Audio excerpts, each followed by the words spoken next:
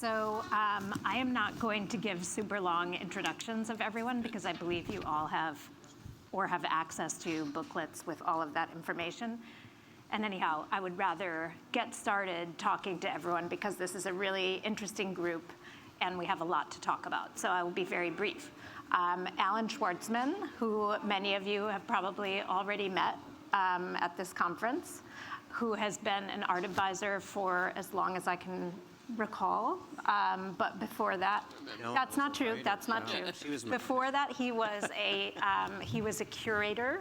He was a writer for magazines like Art and Auction, where I was at one time, and now runs Schwartzman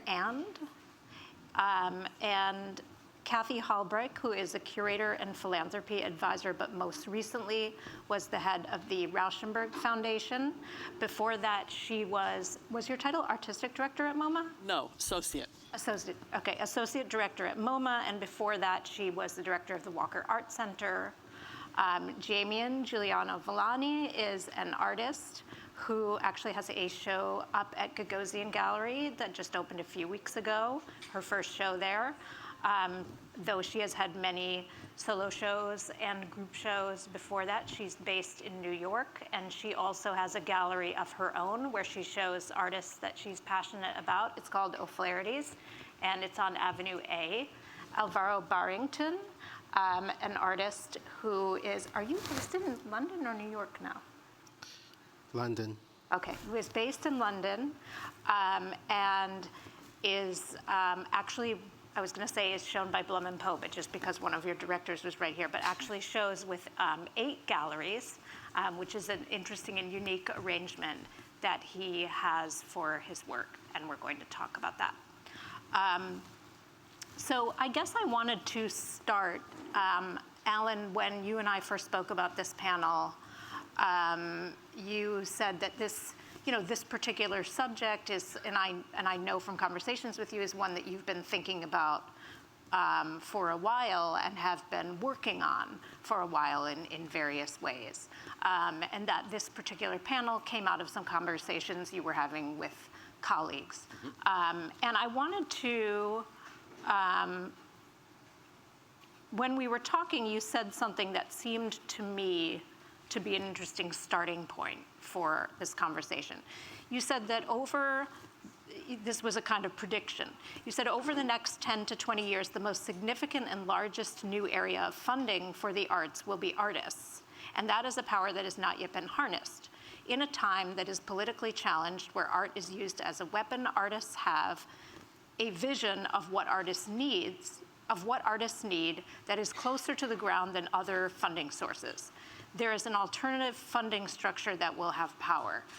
Now, I think I'd be really interested to hear you give some context to this, because I think we really have to go back to a few decades ago, or at least maybe 4 decades ago, and maybe further than that, and talk about how the ecosystem has evolved and how the market has evolved to the point where artists have this kind of power in foundations and estates and a financial power that is somewhat unprecedented. So when I began in the art world, which was the late 70s, I was going to say 80s and just slip, there was no market for young artists. The market stopped with minimalism, and that one wasn't very active anyway. So the entire scene, which was a fraction of the size of what it is now, was centered on artists. And this came up yesterday. The voices of power were those of critics, which that's been lost since then. When the market started, it changed everything. The market has been an unprecedented game changer in so many very, very positive ways, but it also has become a kind of beast that I think has shifted value from artists to artworks, from relationships to transactions, and it's become a great challenge. At the same time, in the In the 1950s, there were, according to one estimate, fewer than 50, quote, modern artists living in New York. And when I started, there wasn't a block south of Houston Street that had as few as 50 artists living in it. Right. So the population massively grew in the 1960s when it became legitimate to study art and to practice art. And to think of it as a profession, whether or not people thought then that they would make money. So we're now at the point where the first wave of baby boomers are in their 70s and 80s. Some have died. And there's massive material, but both huge value in either money made, in art unsold, on markets undeveloped. And most artists, I think, want to address their legacy one way or another. And very few have actually planned for it or thought about what that means. To me, ultimately, there's a huge amount of collective power within that. So I just think it's a natural function of age, and I don't know that the next decade is going to have as many artists entering it as this decade has had. So this is like 5 decades, or 6 decades of massive growth in the artist community, in desire for art, in the value for art. More money keeps pouring into this market, even if it has challenged many parts of the market. And so, to me, ultimately, without the artist, you don't have anything. And it's like The end. Yep. Right. And I guess what interests me in a kind of what you're saying in a kind of global sense or like a broad stroke sense is that it's almost the way I'm hearing it is that we've had some damage inflicted to our creative community by market. We might say, if we were being very broad about it. But then it is the very value that's been produced by that market that can be used to counteract that damage. Mm-hmm. Is what you're saying. If it's money, that financial value that has been accrued by the artists themselves or their estates and representatives. Simply, yes. But I would say there are probably artists who've come around the last 10, 20 years who have a greater capacity to function through a market without being compromised in a way, because maybe their values and their foci are somewhat different. But yeah, I mean, we could look at the challenges that museums had faced in recent years and attribute it to exactly the same thing. Right. That those institutions grew so rapidly that they added people to their boards who were the heads of corporations who advised the institution to grow the way their corporations grow. Right. But they weren't there, so they weren't looking after such things as well-being of staff and so on. So And then there's the venture philanthropy that has led to a glut of private museums, some better than others. Mm-hmm. And I guess I think it's worth saying before we move on that it's not just the sort of wealth that's been accumulated within foundations and estates, but when we were talking about this, and this is something that ARTnews, Art in America has written about, other publications have written about artists who are doing this sort of earlier in their lifetimes, artists like Titus Kaphar with Next Haven, artists like Lauren Halsey, Mark Bradford. Can you say a little bit about, give us some context? I mean, that's truly exciting. That didn't exist before. Most people, whether they were artists or collectors, nobody knew what was happening with their work until they died. And you have a different generation now, mostly artists of color. Jamian's like maybe the one artist I know who's not of color, who's actually who's putting their money early on into supporting artists and things that really support artists. And I think that that's vastly powerful, and that there is a lot for artists who are in their 80s to learn from artists in their 30s who they made enough money to be comfortable in paying their rent or buying an apartment, and then they create a space that can change a community. And each of I haven't visited all these projects, but most of the artist generated projects that I have visited, all of them, it's like they're completely in touch with where they are, what the needs are, who they're serving, what impact it can have on other artists. And so this is money spent so efficiently as well. And I think what's interesting about this is that you see artists doing things that benefit other artists, their peers who are artists, and then you see artists, and I think maybe Theaster Gates is the best example of this, really affecting sort of social change in a very significant and specific way. And with that, I wanted to move to talk to you, Kathy, because I'm just going to move counterclockwise. And just lay a bit of groundwork here. Because I wanted to talk about at Rauschenberg, the Artists' Council that you put together, because I think this is getting to this idea that, and I want you to describe how this came about and what the model is, but you have, you know, a bucket of money that is available to distribute, that is an artist's foundation. How do you distribute that money in a way that the artist, now deceased, would, let's say, approve of or think is an inspired way to do it?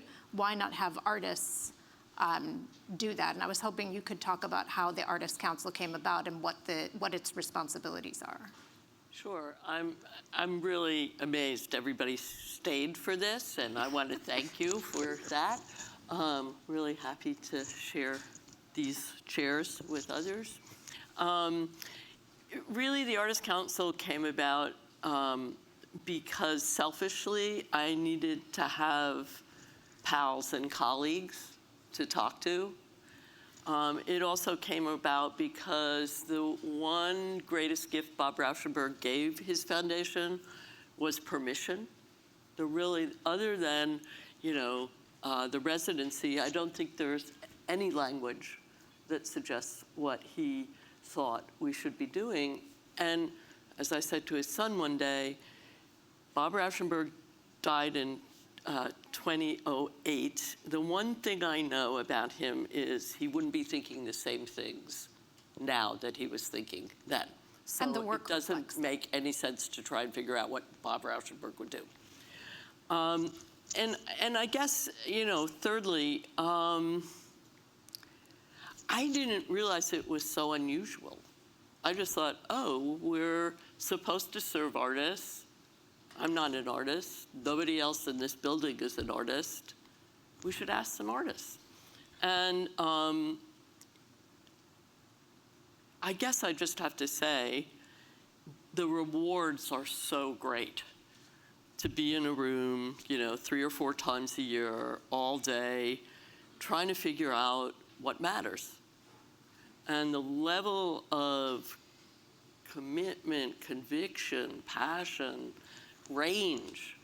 So, I mean, it's anonymous, so nobody can go up to you at a cocktail party and make a pitch.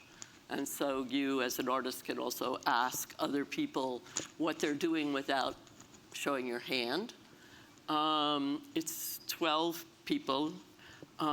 It's cross-generational. It's cross-disciplinary. I think none of us actually knew what philanthropy was. I mean, and I think we all sat down and sort of go, but okay. Because you think it's easy to give away money, but it's actually very hard. Well, I was going to say the openness that Rauschenberg has is actually, as much as it's a gift, it seems also like a challenge. He also, though, did start his own foundation called Change Inc., and it funded artists in need. And I don't know whether this is an urban legend or not, but apparently he said he was more inclined to fund bad artists because they would need the money more. Right. And, you know, Has he seen, but he didn't see what's selling now. No, I'm just kidding. well, you know, I mean. Bad artists, how do we define it? Well, I think sometimes when we're in rooms like this, we forget that maybe there are 1,000 of us, but there are many, many more people who make art, look at art, than we usually talk about, but we'll save that for another day. So the Artists Council decided that, yes, they would fund art-related things, but they would also fund those organizations that were socially driven. And sometimes you can't distinguish, and that was perfect too. So in time, I mean, this started in, I started thinking about it when I first landed, and I guess the first meeting was 2019, sorry. And the first meeting... In 2009? I'm sorry, 2009. Yeah, that's what I thought. 19. Yeah, 2019, sorry. Yeah. Was 2019? That recently? Yeah. Okay. I went to Rauschenberg in 2017 That's right. part-time because I was working on the Naumann show Okay. still. So this is a relatively recent. Yeah. I mean, but just to suggest the range, over time, patterns occur. And as people rotate off, I'm sure the patterns will change. Right. But one of the things, for instance, that became very galvanizing was the crisis of housing in this country. And so one of the members knew about this organization in Oakland called Moms for Housing, which was essentially a group of women squatters who had taken over a house. There are 4 times more abandoned houses in Oakland than people who need it. Wow. So this is a problem that is solvable with will. I think that's the optimism that the Artists Council gave me, which was like, don't abandon all optimism. Yeah. You know, I think of myself as a melancholy optimist, which was fitting. Maybe I'm going to change my mind in this time. So we funded Moms for Housing. It was the first foundation that did. And I remember when you were telling me about that specific example, it was even kind of hard to get in contact with them. Yes, so I, went online and sent an email to the person who was managing Moms for Housing, and I didn't hear back until I, kept doing it, and then the artist who knew about it actually called the city council member under whose jurisdiction this home existed, nothing. And this Artist Council member and I were talking to Khalil Joseph one day, and Khalil said, well, how are you, Kathy? And I went, I'd feel a lot better if I knew where to send the money. And he said, what are you talking about? And I said, well, there's this group in Oakland. He said, I'll get back to you tomorrow. The next day, the head of Moms for Housing called me. So And artists also have incredible I don't know if networks. everyone in the room knows that Khalil Joseph is an artist, mainly works in video in California and Los Angeles. He was one of the founders of the Underground Museum. Yes. Which we also funded, and which I still mourn for. Anyway, it shouldn't be unusual. It's the best thing in the world is to ask the people. This is what philanthropy is learning, is to ask people who they're serving what they need. So I was just asking artists what they needed. And I think just before we move on, I just wanted to, when we were talking about this, you said that there is a board. Rauschenberg Foundation has a board, but that, in fact, it was decided at a certain point that that board would not have authority over these. In other words, when the artists decide where they want to give this money, they don't need approval from the board. That is correct. And it's very unusual. And it really came out of, the board at the foundation is remarkable. And it came out of trust. I mean, anything I would say today, that's ultimately what it's about. If you trust people, what's a mistake in philanthropy? Right. I mean, I can't answer that question. And so, go for broke. So I actually think the idea of an artist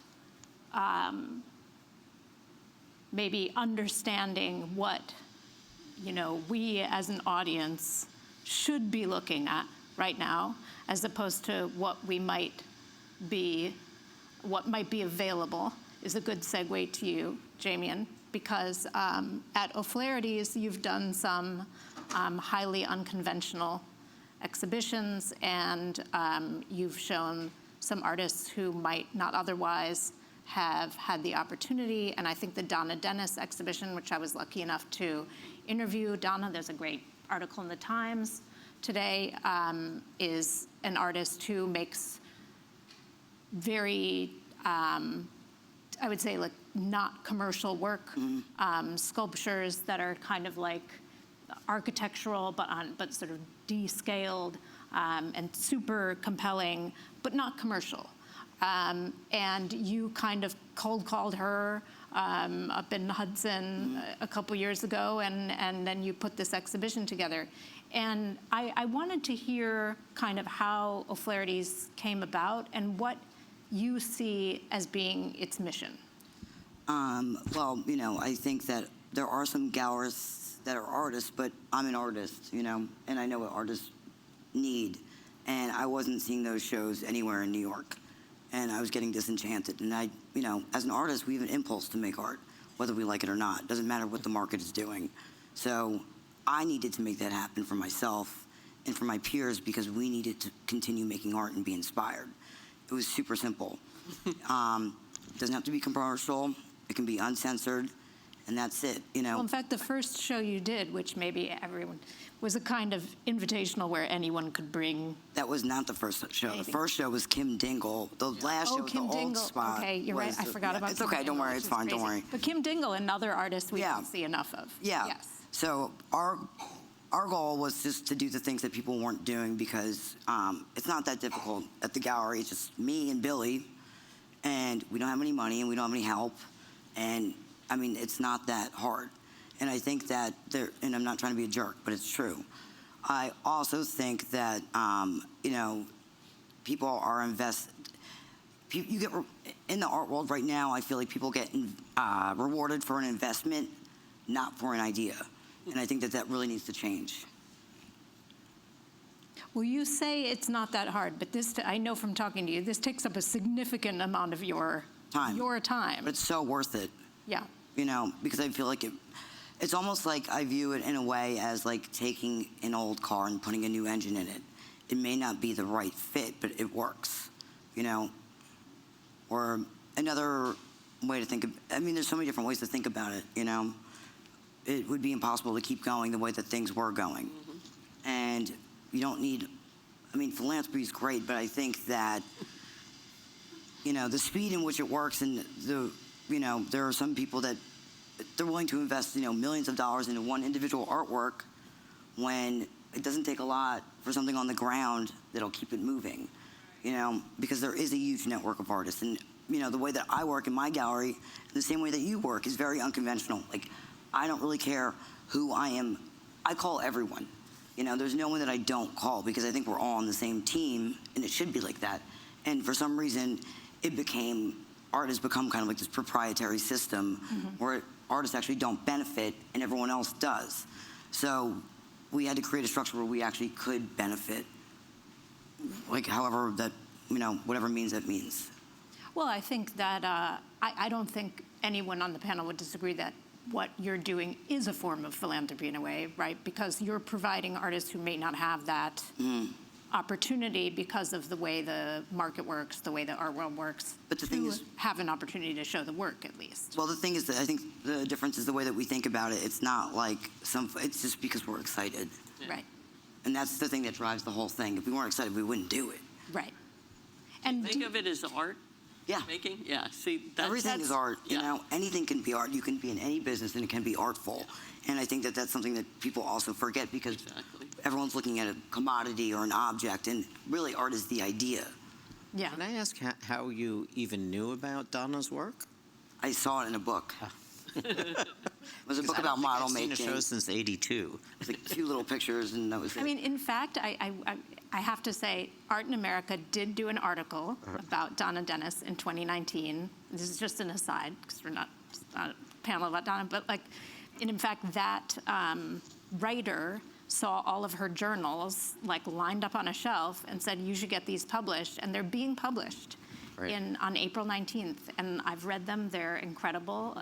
Like just an artist, woman artist trying to make work in the 70s. Like they're incredibly specific and just, anyhow. So she's been in the air a little bit, but I don't think I love Art in America. I run the magazine. I don't know if you saw that article.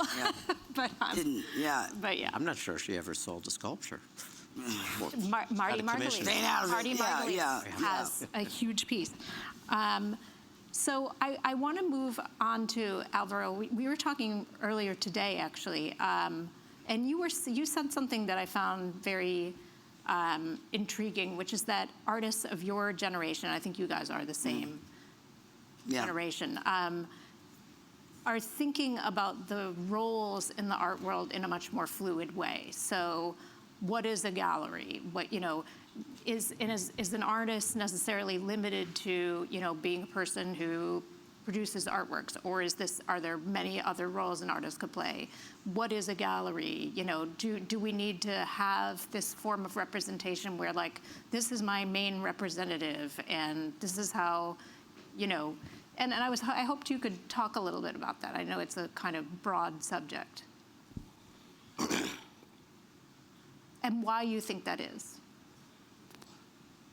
I think to kind of piggyback off Jamian, you start from a place of care, and then you start from, well, what does this thing that I care about need?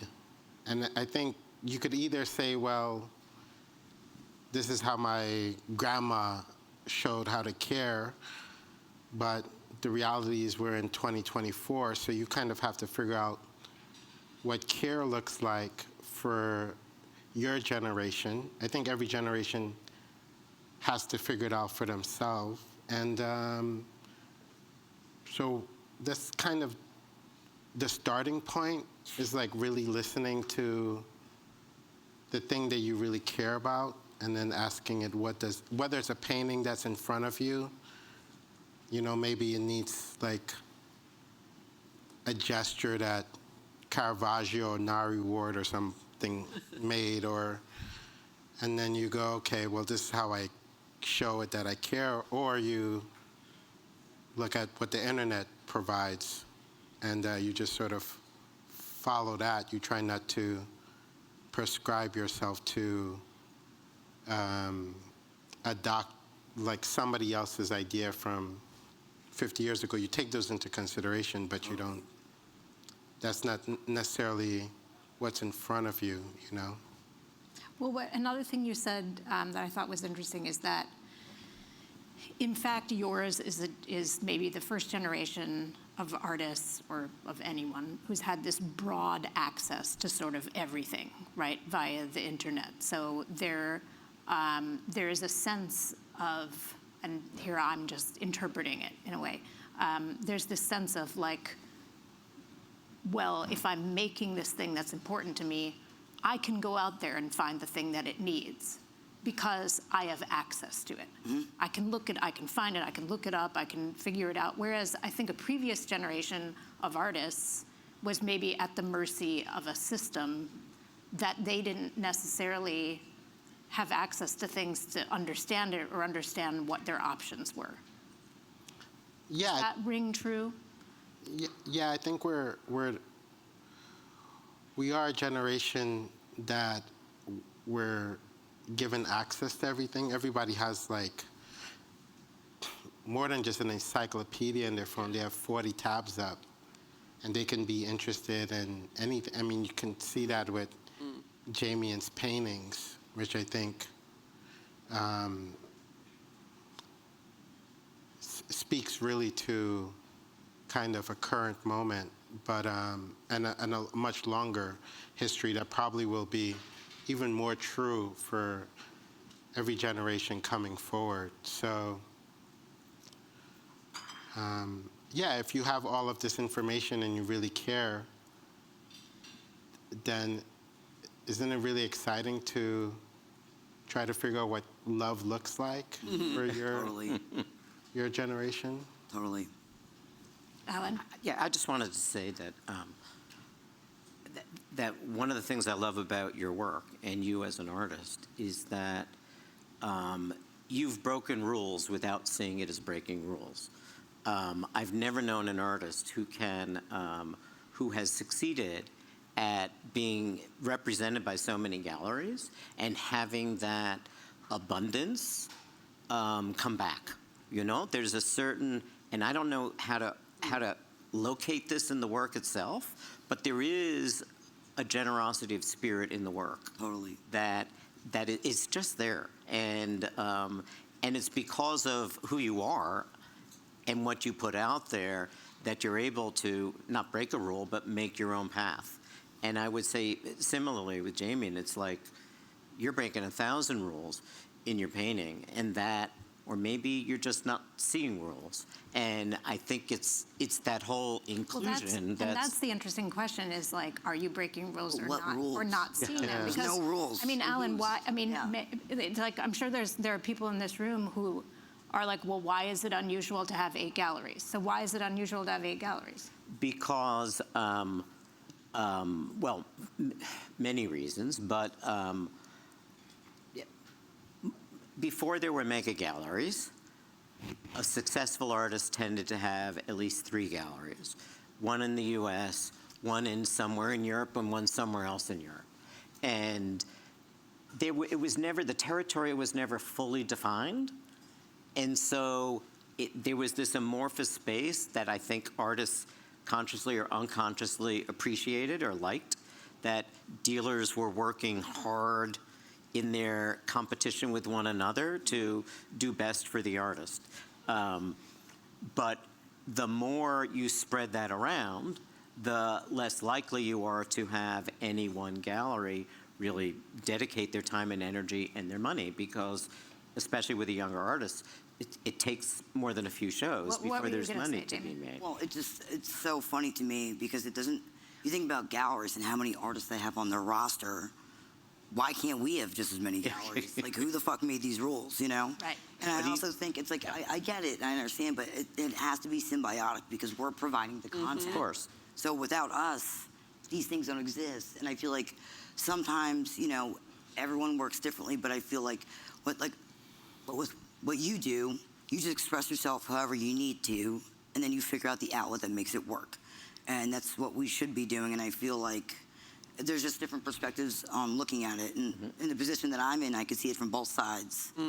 So it's really useful because then I also realize, you know, artists are kind of nightmares sometimes as well, you know? Well, I mean, there's no question that you're both, I mean, highly desirable artists.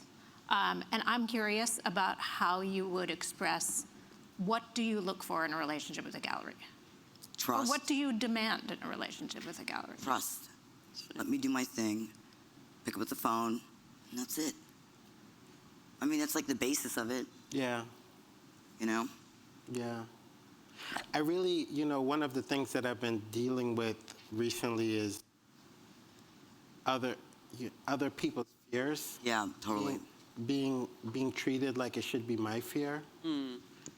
And I get so panicked when I hear somebody speak in a way that, like, it clearly is something that happened to them, and I'm not even thinking about that. Totally. You know, Yeah. like, Totally. you know, so, you know, also, I mean, the thing that gets really missed with the 8 gallery thing bothers me. I don't even know how many galleries I have, to be honest. It bothers you that people fixate on that. Yeah, There's been because- a lot of Point. articles like being like, Yeah. can you believe the sky is 8 galleries? Good for Because you. because that's like, you know, I mean, I just know that I have somebody in front of me that I love talking to. Totally. Yeah. And I'm a kid of the city, and I realized, you know, there's a big difference between going to the Upper East Side versus going to the Lower East Side. You know, I'm from Brooklyn. Going to the Upper East Side was aspirational. It's like Fifth Ave, it's breakfast at Tiffany's. But I know for my parents, who was working class, it made them feel like somehow they were failing me as a kid, that they couldn't afford the Pradas and the Gucci and stuff that I wanted at that time. I also know, like, going to Lower East Side was so important for me and my friends because we did a lot of things we probably shouldn't have done back then, you know? And so, and it still has that edge. And I think there's something really missing the point about you should show the same work in these two different areas that are completely different. Totally. LA is not New York. And I care about LA. I grew up at a time where LA was making the most interesting music in the world. Snoop Dogg was probably the most important artist, you know? And so I just think that it starts from such a superficial level. And all I care is like who's in front of me and can we really connect? You know, I had this panic mode on Saturday. I called Sadie, we spoke for 2 hours, you know, and that's all I care about. Yeah. You know, that's really all I care about. I think the cynicism stuff of like, you know, is kind of weird. Yeah. The vast majority of artists that a so-called mega gallery wants to take on, they want to take on worldwide. And Although that's changing a little bit. it's a little bit, but it's also increasing a little bit too. Control is a big issue. Yeah. And that's part of the reason why many of these galleries have expanded to so many venues. But you're not going to find a sharing of artists between Werner and Hauser and Wirth, for example. No. And So- what I think is so interesting about what you're saying, because we talked earlier about, you said about visiting different parts of the city, and I'm starting to see like it's an interesting analogy to why shouldn't you have your work in this context and that context and that context? If you're represented by one gallery and they're showing you in their different boxes around the world, it's kind of the same box, Yeah. you know, in a way. And why should a gallery be able to dictate that? You can only show in our boxes. I'd like to suggest that this business has grown so much that it's now a beast that needs to be broken down and Well, it's diversified. happening, isn't it? It is, exactly. It's happening. Like, I think the way you're talking reminds me of the late 70s when every artist I knew who came to New York in that period, virtually every, they didn't want to show in museums and galleries because they'd taken on a dirty word. It had become a kind of little world. And they wanted to get out into a bigger world. They wanted to be in a different dialogue. And their ultimate, the major inspiration was graffiti artists who found a way to have permission to step outside of neighborhoods where otherwise it would have, they would be taking their lives in their hands. Somehow graffiti artists achieved within their communities a kind of status, a super status, where they could go from territory to territory, but making something on a train and having it snake. I remember Lee Quinone saying to me that about watching, you know, the trains roll down. It was a way of not only leaving where you are and not accepting the bounds that are placed upon you, but he was known as the King of Kings. The peers would identify the kings, and King of Kings meant that he was the king on the number 6 line.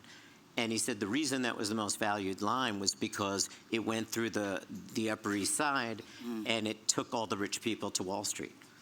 And so I don't know that those conditions exist today, but it's very parallel. So I'm curious, Allan, and I want to hear what you guys have to say, but so recently we saw, you know, Christopher Wool. He does this exhibition in this like random kind of like space that is, I don't know, mid-renovation Random, or not but very renovated. specific. Yes, well, okay, former bank, right? It's a former bank, or it's like. No, but even the look of it. Aesthetically. Yeah. But the point is, it's not a white box, right? I mean, do we think that that's a reaction to some of this? I mean, are artists trying to get that authenticity back, even if it's very obvious? Chris was around when Jenny Holzer, Richard Prince, and 3 other, Peter Fend, and some other people who will take me too long to recount their names to spend the time doing it, they sent out a card that said they were creating an agency and that we're all welcome to come to the opening of the kind of, to this place where they were giving advice. And I haven't seen Chris's piece yet, but it was a crappy old office downtown. It's a smaller one. And it's like you never figured out what the advice was or what the agency was, but they played it really well straight. And people were just finding ways to engage with people and to be in control of their own path. Yeah, I want to add one thing to that because it's been on my mind, this question of care, and we think it's like just happening. The 70s, when New York City was on its knees, was the time when many of the alternative spaces began. Mm-hmm.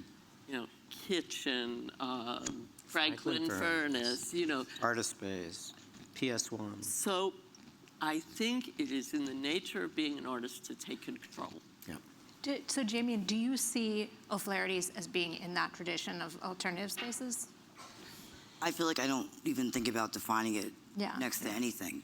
Yeah, You know, because I'm not sure I do. I mean, I think the second you do that, then you just kind of fall into a pattern. Yeah. And the whole point of this is not to do that. So we don't like to, I personally don't like defining Yeah. it anyway, because I think it just kind of like Sure. neuters it. But I'm curious, like, is there, for both of you, Yeah. are there artists you think about and you think, well, I would want to model my career on how that person has done it? That would be my first question. Secondly, like, who do you think is like, are there other artists you think are doing like interesting things All with the their time. agency right now? All the time. We just, maybe they're young, maybe they don't have money, maybe they're not visible. There's so many artists in the world and so many good ones. So this shit's everywhere. It's nothing, there's not like one specific person. And I think to do that, that's the thing that we all have to remember. There's like really good art all the time, except maybe the market dictates what we see. Mm-hmm. And that's what we're trying to counteract, that to show you that this is everywhere, and everyone needs to kind of open their eyes and pay attention to the artists because we're on the ground. Mm-hmm. And that market shut down the ability of critics and curators to go broadly. Because we all talk, we all like a community. Alvaro, can I ask you a question? I think I heard you say that one of the advantages of showing in different places is showing in different places, which require different ideas from you. Is that true? Yes. Yeah, that's interesting. Can you talk a little about it?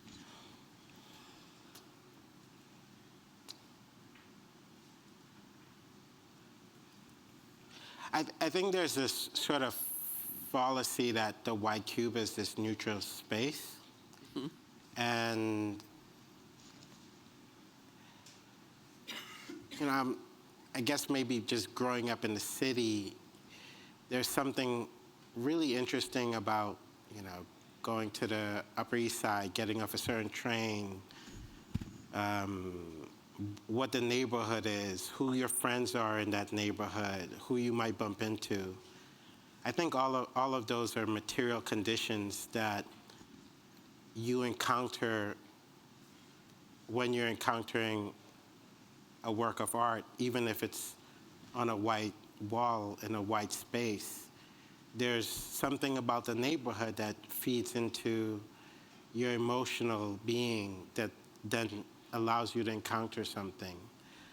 And, if you go to Chelsea, for example, you know that you may see a succession of artists, and so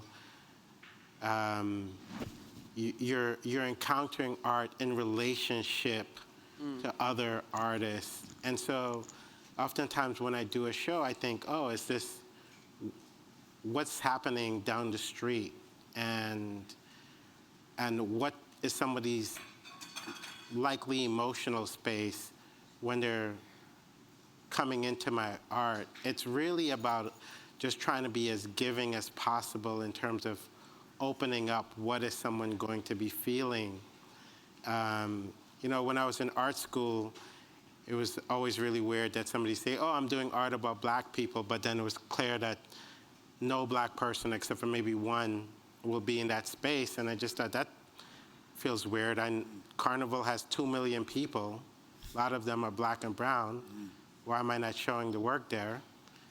You know, so, and how does that happen in those spaces? So I think it's really not pretending that, oh, this purity of this white space and blah, blah, blah. And, you know, it's all of those things are material conditions for you to walk into a work. I went to Rome, and I would go to some of the best, great Catholic churches, and you would see an obelisk from Egypt, and you would know somehow this is carrying the legacy. This is saying that this is in front of you because 2,000 years ago, you're bumping into this thing, and then you'd walk in, and everything was really considered, and it's really about consideration. You know, it's about consideration and care. So nice not to hear words that deal with commerce. Yeah, right. Yeah, I mean, I think ultimately it'll play out in a positive way, you know, because, you know, if I had $1 trillion, I would spend that on Tupac's Dear Mama. Yeah.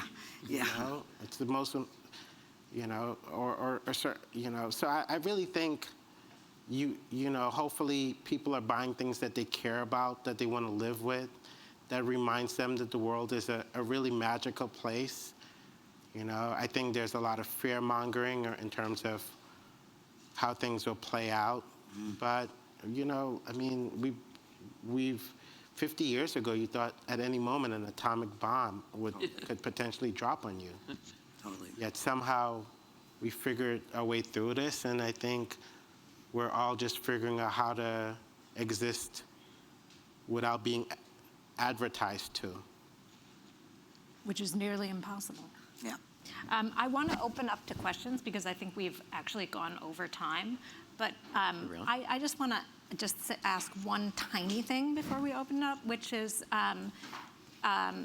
Jamian, O'Flaherty's is in the East Village. Yeah. And when I went there the other day to meet you and Donna, it just occurred to me, I thought, wow, I've seen this neighborhood change so much over time. So now in the middle of this like hyper-gentrified neighborhood, you have this crazy gallery.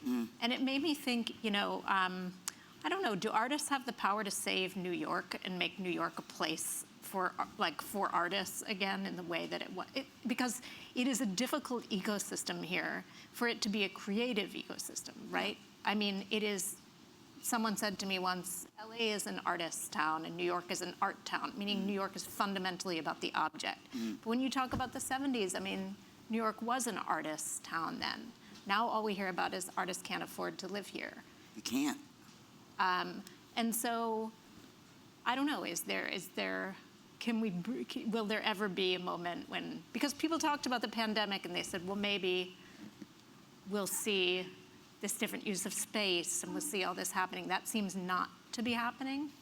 Well, I think that artists can't even really afford studios now, you know? And like, I know so many friends and so many other artists that there's like all these empty buildings, Right. and all this philanthropy should be going to having spaces for artists, you know? And I wonder if that's something that foundations can I just address, think it's helpful. because it doesn't. It's something developers could do. Yeah, Yeah. I think that's the real estate thing. Are there but it's- developers in the Yeah, research? There are totally. tax incentives for them to keep these spaces empty. Yeah.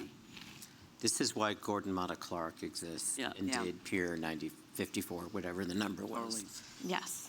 Oh, all right. The 70s can't save us. No, but can I just have a add? question. Can I add one thing, or is it no? Yes. Yeah, I just wanted to add that it's like there was a shift that happened into. I'm sorry to live in the 80s, but I think it was the you're beginning kind of of an still end of a living lot of forward. things. Thank you. There were there were a number of artists who were emerging in the late 70s who, David Sally, he made videos, installations, sound pieces, and he made, I don't even know that you would have called them paintings. It was drawing on a canvas, and it was a little area of figures and a large empty canvas. All of it was part of a vision. And the part that was painting was critiquing painting. And then somehow, as with Reagan and all of the aftermath that we're suffering under now, that deregulation created, that his deregulation created, there seemed to, money became an intoxicant. And a lot of artists ended up wanting to go to the benefits and sit with their collectors, and somehow felt that they could, that you could go from critiquing painting to embracing painting, that could challenge the whole value system upon which your audience was built, and somehow still make it. And I think that's part of what has created the dilemma of the safety net of a very big art market. So everything that you're saying to me makes total sense at this moment where there's implosion everywhere. Yeah, totally. But artists are going to make art no matter what. Yeah. I mean, so they, they may not get shown, or they may, but they're going to make art. It's always, and these things, I think, are cycles. I mean, I hate being in this cycle, but I'm somewhat optimistic. Maybe I will live to see another. Yeah. But, Well, I can see Loring is champing at the bit. One sec, I just also want to say something. I'm just up and down. I just think that some of the challenges to art is deeper and more systemic. For example, if you're a young artist, like many kids nowadays, you're probably going to be $200,000 in debt from student loans. And I think this was not the truth for a generation before us. I think we probably have to get a better social contract with our government, a social contract that a post-war generation fought for. And I think, we have decided many things that was considered rights are now privileges. And I think you see this when you see the amount of birding, the amount of suicide rates, all of these things are. So I think, the art, I feel like the art, we're just like Band-Aids, but these are larger systemic issues that, as a cultural generation, we have to address. Well, I know that, I believe Kimberly Pinder at Yale is trying to create a debt-free MA program.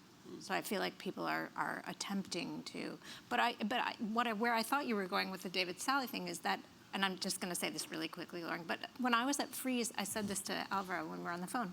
When I was at Frieze Masters, I was in the Hauser and Wirth booth, and there were something like 3 or 4 paintings by Frank Bowling. They looked like they could have been made by 3 or 4 different artists. That he had done so many different things, like, different decades, and work that just was completely. And then you ask yourself, like, what artist has the liberty anymore? Jack Whitten. The perceived liberty. Nobody had that range. Yeah, but who now Yeah. feels able to Stylistic. go from one approach do. to another? Yeah, totally. But that, in fact, is power, right? That's the power of an artist if they embrace that. If they embrace the agency and say, like, I'm not going to worry about staying in this one thing that people are collecting. Value in the market creates safety, and safety is, over the long run, it's the enemy of innovation and challenge, and of a generation defining itself. Yeah, risk equals reward. Yeah. Okay, now we have questions. Hi, it's such a great panel. Thank you, guys. Before I forget this question, I want to ask you about the language of community. As we talk about, what we understand as community, New York, historically, as a really interesting artist hub, we're looking at the way it's shifting now, and the impossibility, in a way, of either returning to the halcyon days or formulating something really robust for the future. While we look at virtual communities that feel so dangerous, yet there is a viability there that cannot be denied. And I want to ask any of you, all of you, the artists especially, about the language of community. Where do you see real community, the genesis of that? Where is that now? That's a good question.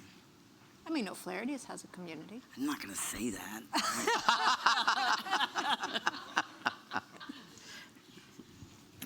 Yeah, what do you think? Um, I think artists, like, we talk and stuff, like, I Yeah. think we all kind of, a lot of it's there. yeah, this is a community. I think community is a really interesting word because it could mean everything and it could be nothing, Totally. But I feel like it's more like an understanding yeah, and a fluidity. yeah, I think the Artists Council made community for themselves. Like the Yeah. first meeting, they got stuck on this idea. I mean, I was about ready to commit suicide on creating a school. Oh, yeah, you told And me about it this. was like, Thank God that. okay. And really what they were talking about was the bars they used to go to Yeah, totally. don't Yeah. exist anymore. The place they used to get lunch yeah. doesn't exist anymore. The bookstores are gone.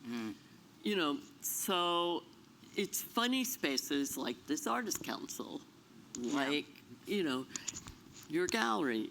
I mean, I think there is no one community. I think that's the really important, that's what Yeah. I think Dina and Glenn were talking about, and that it's not like instant coffee.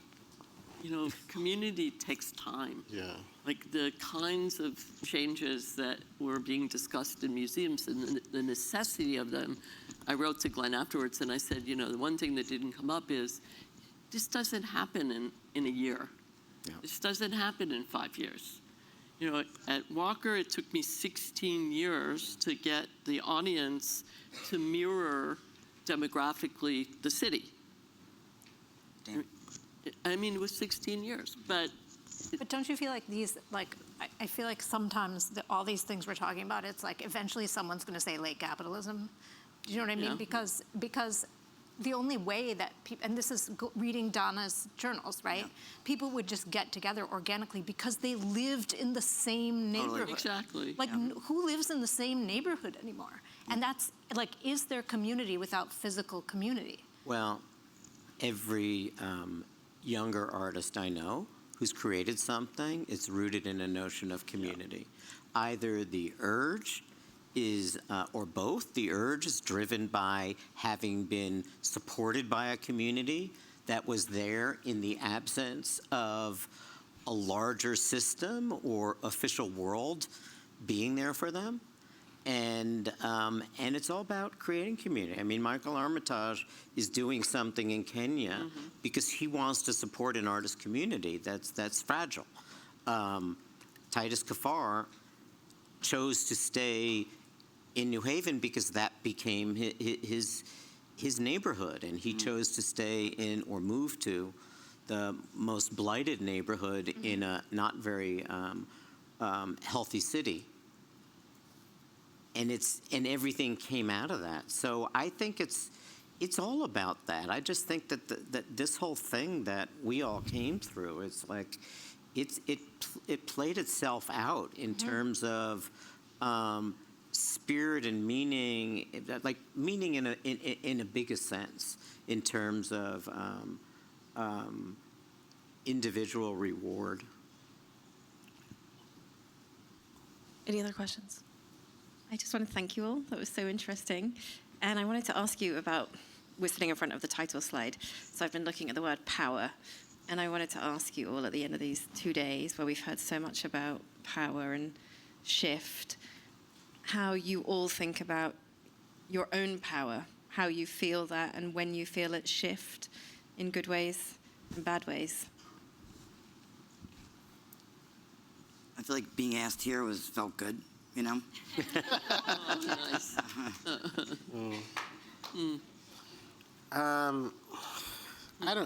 I think it's really interesting, the word power, because to me I don't know. I don't really think about it. Yeah. I think maybe to my detriment, I just think about, can I do what I want to do? Totally, that's what it means. And and if somebody says no, then I go somewhere else. Totally. And then I don't think about it, and if I'm just totally. you have a right to say no, Freedom. but I'm not gonna say no. I'm gonna do what the fuck I want. Totally. I just don't even think about it as like, oh, this says I have power. I Yeah. just go, man, I want to do that shit. Yeah, exactly. Yeah. People who lead with the desire for power or with a sense of their power,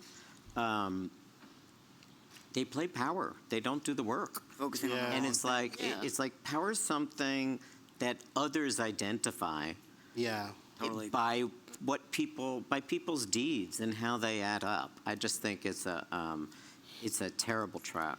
I was always embarrassed when people would say to me, "Oh, you're powerful." Yeah. You have to get I mean, me it's out of like here. really embarrassing. However, I came to understand that the power I believed in was the power to do something. Yeah. And, that's really how I think about my career. It was creating with people I came to adore usually, opportunities. And, I think every artist I know, what they're working for is freedom. Totally. What else is there? I mean, if you ask me to choose between freedom and power, I know which one I'll take. Yeah.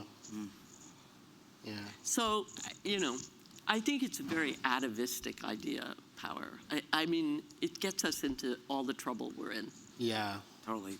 I mean, I actually just, something happened today that is maybe applicable to this, which is that, so, I mean, you work in the media. It's like everyone's watching, like, what makes traffic, like, is this going to make traffic, or, all of this stuff, and how many clicks.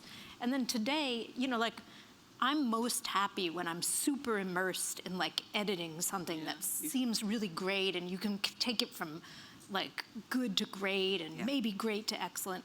And so recently, I was, like, in the middle of editing this profile of Joan Semmel, and this thought went through my mind. I'm like, but how much traffic is this going to make? And if I think about my time versus the traffic, and then how much time am I, but nevertheless, I spent hours editing this thing back and forth with the writer, and guess what? It made a shit ton of traffic. Today we found out that something like, 45,000 people had seen it in a relatively short period of time.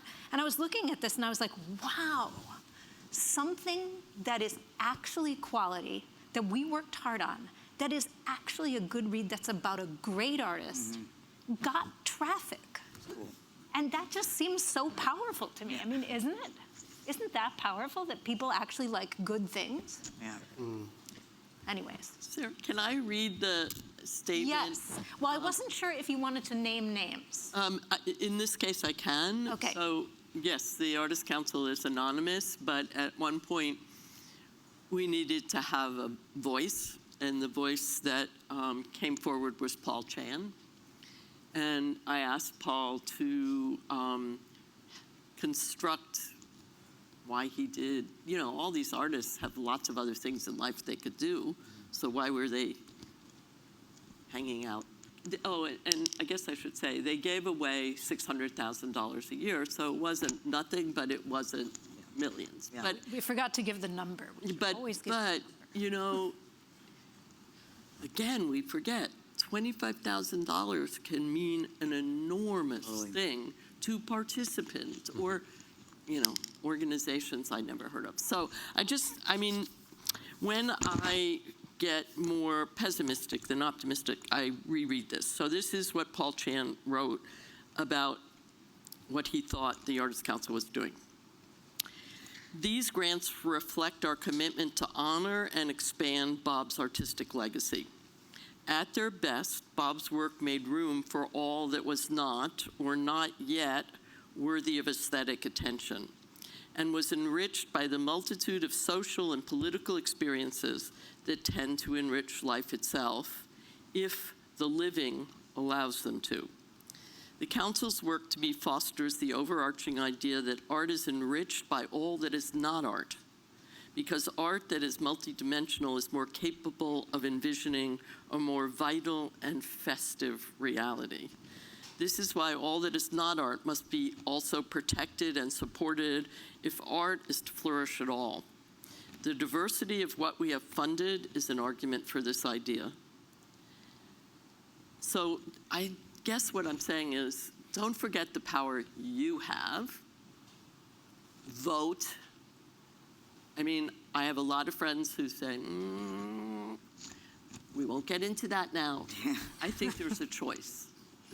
May not be the ideal choice, but there's a choice. And I think all of the things you guys have been saying about, you know, how you choose to live your life, where it all comes from, where you put back. There are no distinctions between the social and artistic spheres. I'm afraid okay, we're going to have one more. Okay, quickly. Thank you for this wonderful talk. My name is Blanca Amezcua. I live in South Bronx, and I love this idea of the power shift to artist. I actually have been running an artist-run space in it started in my bedroom. It was called the Bronx Blue Bedroom Project for 2 years during the crisis in 2008 and 2009. And I currently opened my living room because I wanted to take my bedroom back. So I've been running a project called AAA3A, which is actually the acronym for my address, Alexander Avenue, apartment 3A, and you're all welcome to an opening this upcoming Saturday from 5:30 to 8:30 at Bronx River Arts Center. Thank you. And that's speaking about community. Cool. Okay, thank you. Thank you so much, I love that. Sarah. Thank you, Alvaro. Thank you, Jamian. Thank you, Kathy. Thank you, Allan. Thank you to everyone.